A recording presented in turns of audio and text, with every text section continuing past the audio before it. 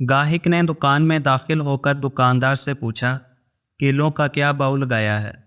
دکاندار نے جواب دیا، کلے 12 درہم اور سیب 10 درہم۔ اتنے میں ایک عورت بھی دکان میں داخل ہوئی اور کہا، مجھے 1 کلو کیلے چاہیے، کیا بھاؤ ہے؟ دکاندار نے کہا، کیلے 3 درہم اور سیب 2 درہم۔ عورت نے الحمدللہ پڑھا۔ دکان میں پہلے سے موجود گاہک نے کھا جانے والی غضبناک نظروں سے دکاندار کو دیکھا۔ اس سے پہلے کہ کچھ اول فول کہتا، دکاندار نے گاہک کو اشارہ کرتے ہوئے تھوڑا انتظار کرنے کو کہا۔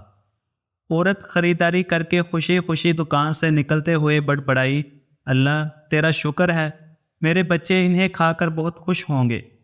عورت کے جانے کے بعد دکاندار نے پہلے سے موجود گاہک کی طرف متوجہ ہوتے ہوئے کہا، اللہ گواہ ہے، میں نے تجھے کوئی دھوکہ دینے کی کوشش نہیں کی۔ یہ عورت 4 یتیم بچوں کی ماں ہے، کسی سے بھی کسی قسم کی مدد لینے کو تیار نہیں ہے۔ میں نے کئی بار کوشش کی ہے اور ہر بار ناکامی ہوئی ہے۔ اب مجھے یہی طریقہ سوجا ہے کہ جب کبھی آئے تو اسے کم سے کم دام لگا کر چیز دے دوں۔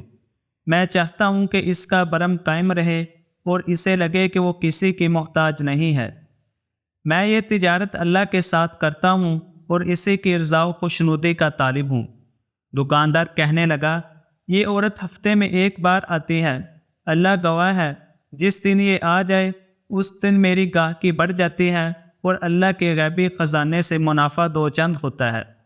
گاہک کی آنکھوں میں آنسو آ گئے۔ اس سے بڑھ کر دکاندار کے سر پر بوسہ دیتے ہوئے کہا، باخدا، لوگوں کی ضرورتوں کو پورا کرنے میں جو لذت ملتی ہے اسے وہی جان سکتا ہے جس نے اسے آزمایا ہو۔